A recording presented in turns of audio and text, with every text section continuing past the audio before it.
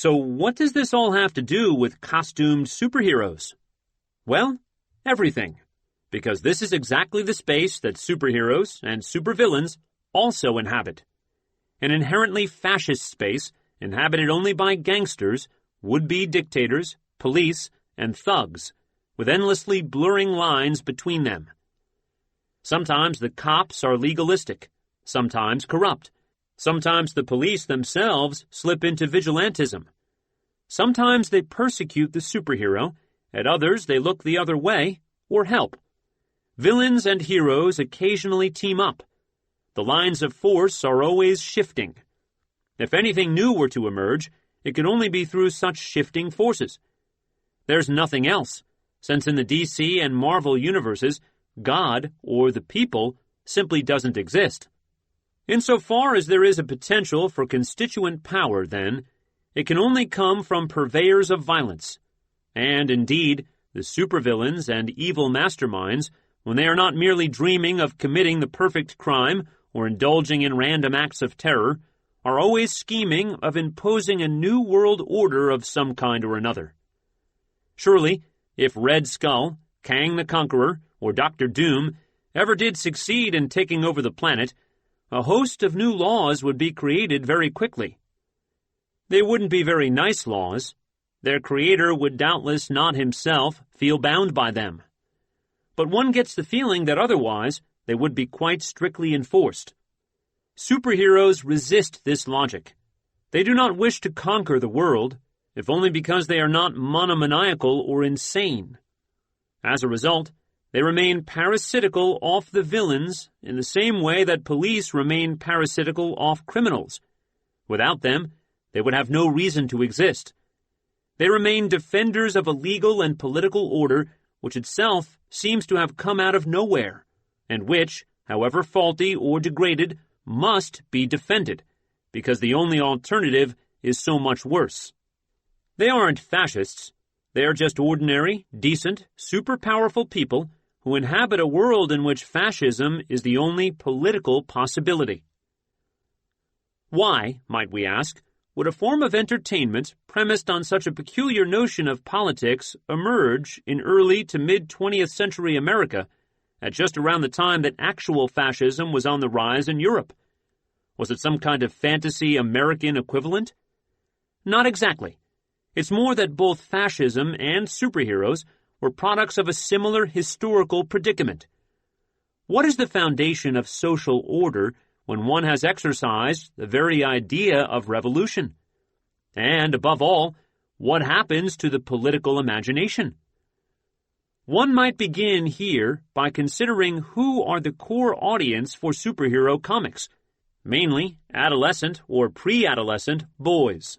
That is, individuals who are at a point in their lives where they are likely to be both maximally imaginative and at least a little bit rebellious, but who are also being groomed to eventually take on positions of authority and power in the world, to be fathers, sheriffs, small business owners, middle managers, engineers. And what do they learn from these endless, repeated dramas? Well, first off, that imagination and rebellion lead to violence. Second, that, like imagination and rebellion, violence is a lot of fun. Third, that, ultimately, violence must be directed back against any overflow of imagination and rebellion, lest everything go askew. These things must be contained. This is why, insofar as superheroes are allowed to be imaginative in any way, it can only be extended to the design of their clothes, their cars, maybe their homes, their various accessories. And while it might seem odd to think any artistic genre is ultimately a warning about the dangers of the human imagination, it would certainly explain why, in the staid 40s and 50s, everyone did seem to feel there was something vaguely naughty about listening to them. It also explains how, in the 60s, it could all suddenly seem so harmless, allowing the advent of silly, campy TV superheroes like the Adam West Batman series or Saturday morning Spider-Man cartoons. If the message was that rebellious imagination was okay as long as it was kept out of politics and simply confined to consumer choices, clothes, cars, accessories again, This had become a message that even executive producers could easily get behind. We can conclude. The classic comic book is ostensibly political, about madmen trying to take over the world, really psychological and personal, about overcoming the dangers of rebellious adolescence, but ultimately political after all. If this is so, then new superhero movies are precisely the reverse. They are ostensibly psychological and personal, really political, but ultimately psychological and personal after all.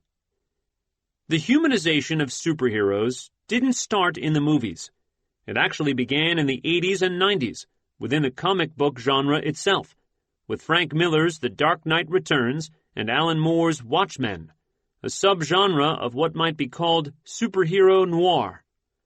At that time, superhero movies were still working through the legacy of the 60s camp tradition, as in Christopher Reeve's Superman series or Michael Keaton's Batman. Eventually, though, the noir subgenre, probably always somewhat cinematic in its inspiration, came to Hollywood as well. One might say it reached its cinematic peak in Batman Begins, the first of the Nolan trilogy. In that movie, Nolan essentially asks, what if someone like Batman actually did exist? How would that happen? What would it actually take to make an otherwise respectable member of society decide to dress up as a bat and prowl the streets in search of criminals? Unsurprisingly, psychedelic drugs turn out to play an important role here. So do severe mental health issues and bizarre religious cults. It is curious that commentators on the movie never seem to pick up on the fact that Bruce Wayne, in the Nolan films, is borderline psychotic. As himself, he is almost completely dysfunctional, incapable of forming friendships or romantic attachments, uninterested in work unless it somehow reinforces his morbid obsessions. The hero is so obviously crazy, and the movie is so obviously about his battle with his own craziness, that it's not a problem that the villains are just a series of ego appendages. Ra's al Ghul, the bad father, the crime boss, the successful businessman, the scarecrow, who drives the businessman insane. There's nothing particularly appealing about any of them. But it doesn't matter. They're all just shards and tessera of the hero's shattered mind. As a result, we don't have to identify with the villains and then recoil in self-loathing. We can just enjoy watching Bruce do that for us. There's also no obvious political message, or so it seems. But when you create a movie out of characters so dense with myth and history, no director is entirely in control of his material. The filmmaker's role is largely to assemble them. In the movie, the primary villain is Ra's al Ghul, who first initiates Batman into the League of Shadows in a monastery in Bhutan, and only then reveals his plan to destroy Gotham to rid the world of its corruption. In the original comics, we learn that Ra's al Ghul, a character introduced, tellingly, in 1971, is in fact a primitivist and eco-terrorist, determined to restore the balance of nature by reducing the Earth's human population by roughly 99%. The main way Nolan changed the story is to make Batman begin as Ra's al Ghul's disciple. But in contemporary terms, that, too, makes a sort of sense. After all, what is the media stereotype that immediately comes to mind, at least since the direct actions against the World Trade Organization in Seattle, when one thinks of a trust fund kid who, moved by some unfathomable sense of injustice, dons black clothing and a mask and takes to the streets to create violence and mayhem, though always in a way calculated never to actually kill anyone, let alone one who does so inspired by the teachings of a radical guru who believes we need to return to the Stone Age. Nolan made his hero a black bloc disciple of John Zerzan, who breaks with his former mentor when he realizes what restoring Eden will actually entail. In fact, none of the villains in any of the three movies wants to rule the world. They don't wish to have power over others, or to create new rules of any sort. Even their henchmen are temporary expedients. They always ultimately plan to kill them. Nolan's villains are always anarchists. But they're also always very peculiar anarchists, of a sort that seem to exist only in the filmmaker's imagination. Anarchists who believe that human nature is fundamentally evil and corrupt. The Joker, the real hero of the second movie, makes all of this explicit. He's basically the id become philosopher. The Joker is nameless. He has no origin other than whatever he, on any particular occasion, whimsically invents. It's not even clear what his powers are or where they came from. Yet he's inexorably powerful. The Joker is a pure force of self-creation, a poem written by himself. And his only purpose in life appears to be an obsessive need to prove to others first that everything is, and can only be, poetry. And second, that poetry is evil. So here we are, back to the central theme of the early superhero universes, a prolonged reflection on the dangers of the human imagination, how the listener's own desire to immerse oneself in a world driven by artistic imperatives is living proof of why the imagination must always be carefully contained. The result is a thrilling movie, with a villain both likable, he's just so obviously having fun with it, and genuinely frightening. Batman Begins was merely full of people talking about fear. The Dark Knight actually produced some, but even that movie began to fall flat the moment it touches on popular politics. The people make one lame attempt to intervene in the beginning of when copycat Batman appear all over the city, inspired by the Dark Knight's example. Of course, they all die horribly, and that's the end of that. From then on, they're put back in their place, as audience, who, like the mob in the Roman amphitheater, exist only to judge the protagonist's performance. Thumbs up for Batman. Thumbs down for Batman. Thumbs up for the crusading DA. The end, when Bruce and Commissioner Gordon settle on the plan to scapegoat Batman and create a false myth around the martyrdom of Harvey Dent, is nothing short of a confession that politics is identical to the art of fiction. The Joker was right. To a degree. As always, redemption lies only in the fact that violence, the deception, can be turned back upon itself. They would have done well to leave it at that. The problem with this vision of politics is that it simply isn't true. Politics is not just the art of manipulating images backed up by violence. It's not really a duel between impresarios before an audience that will believe most anything if presented artfully enough. No doubt it must seem that way to extraordinarily wealthy Hollywood film directors. But between the shooting of the first and second movies, history intervened quite decisively to point out just how wrong this vision is. The economy collapsed, not because of the manipulations of some secret society of warrior monks, but because a bunch of financial managers who, living in Nolan's bubble world, shared his assumptions about the endlessness of popular manipulability, turned out to be wrong.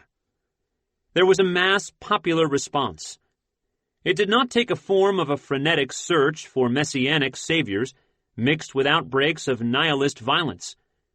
Increasingly, it took the form of a series of real popular movements, even revolutionary movements, toppling regimes in the Middle East and occupying squares everywhere from Cleveland to Karachi, trying to create new forms of democracy. Constituent power had reappeared, and in an imaginative, radical, and remarkably non-violent form. This is precisely the kind of situation a superhero universe cannot address. In Nolan's world, something like Occupy can only have been the product of some tiny group of ingenious manipulators, people like me, who are really pursuing some secret agenda. Nolan really should have left such topics alone, but apparently he couldn't help himself. The result is almost completely incoherent. It is, basically, yet another psychological drama masquerading as a political one. The plot is convoluted and barely worth recounting. Bruce Wayne, dysfunctional again without his alter ego, has turned into a recluse. A rival businessman hires Catwoman to steal his fingerprints so he can use them to steal all his money. But really, the businessman is being manipulated by a gas mask-wearing supervillain mercenary named Bane. Bane is stronger than Batman, but he's basically a miserable sort of person, pining with unrequited love for Ra's al Ghul's daughter Talia, crippled by mistreatment in his youth in a dungeon-like prison where he was cast unjustly, his face invisible behind a mask he must wear continually so as not to collapse in agonizing pain. Insofar as the audience identifies with a villain like that, it can only be out of sympathy. No one in her right mind would want to be Bane. But presumably, that's the point. A warning against the dangers of undue sympathy for the unfortunate. Because Bane is also a charismatic revolutionary who, after disposing of Batman, reveals the myth of Harvey Dent to be a lie, frees the denizens of Gotham's prisons, and releases its ever-impressionable populace to sack and burn the mansions of the 1%, and to drag their denizens before revolutionary tribunals.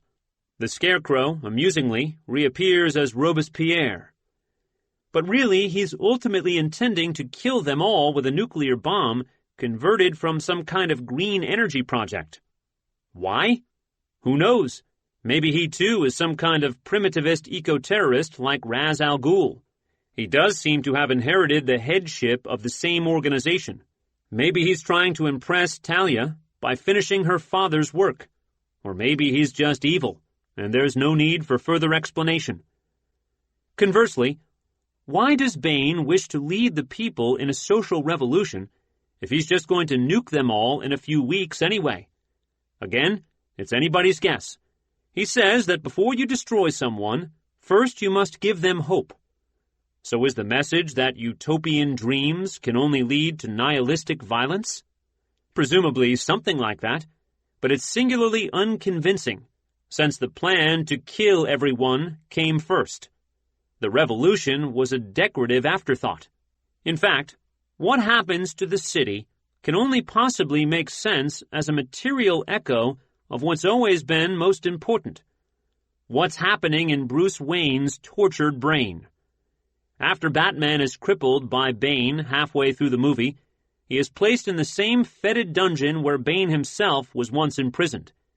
The prison sits at the bottom of a well, so sunlight is always taunting its inhabitants, but the well is impossible to climb. Bane ensures Bruce is nursed back to health just so he can try and fail to scale it, and thus know that it's his failure that allowed his beloved Gotham to be destroyed. Only then will Bane be merciful enough to kill him. This is contrived, but psychologically, at least, you can say it makes some kind of sense. Translated onto the level of a city, it makes no sense at all. Why would anyone want to give a population hope and then unexpectedly vaporize them? The first is cruel. The second is just random. And not only that, the filmmakers compound the metaphor by having Bane play the same trick on the Gotham Police Department, who, in a plot contrivance so idiotic it violates even the standards of plausibility expected from a comic book, are almost all lured beneath the city and then trapped there by well-placed bombs, except then, for some reason, allowed to receive food and water, presumably so they too can be tortured by hope. Other things happen, but they're all similar projections. This time, Catwoman gets to play the role usually assigned to the audience, first identifying with Bane's revolutionary project, then, for no clearly articulated reason, changing her mind and blowing him away. Batman and the Gotham police both rise from their respective dungeons and join forces to battle the evil occupiers outside the stock exchange. In the end, Batman fakes his own death, disposing of the bomb, and Bruce ends up with Catwoman in Florence. A new phony martyr legend is born, and the people of Gotham are pacified. In case of further trouble, we are assured there is also a potential heir to Batman, a disillusioned police officer named Robin. Everyone breathes a sigh of relief because the movie is finally over. Is there supposed to be a message we can all take home from this? If there was, it would seem to be something along the lines of this. True, the system is corrupt, but it's all we have. And anyway, Figures of authority can be trusted if they have first been chastened and endured terrible suffering. Normal police let children die on bridges. Police who've been buried alive for a few weeks can employ violence legitimately. True, there is injustice, and its victims deserve our sympathy, but keep it within reasonable limits. Charity is much better than addressing structural problems. That way lies madness. Because in Nolan's universe, any attempt to address structural problems, even through nonviolent civil disobedience, really is a form of violence, because that's all it could possibly be. Imaginative politics are inherently violent, and therefore, there's nothing inappropriate if police respond by smashing apparently peaceful protesters' heads repeatedly against the concrete. As a response to Occupy, this is nothing short of pathetic. When The Dark Knight came out in 2008, there was much discussion over whether the whole thing was really a vast metaphor for the war on terror. How far is it okay for the good guys, that's us, to go, adapting the bad guys' methods? Probably the filmmakers were indeed thinking of such issues, and still managed to produce a good movie. But then, the war on terror actually was a battle of secret networks and manipulative spectacles. It began with a bomb and ended with an assassination. Revolutions were sweeping the Middle East, and the United States were still spending hundreds of billions of dollars fighting a ragtag bunch of seminary students in Afghanistan. Unfortunately for Nolan, for all his manipulative powers, the same thing happened to his world when even the hint of real popular power arrived in New York.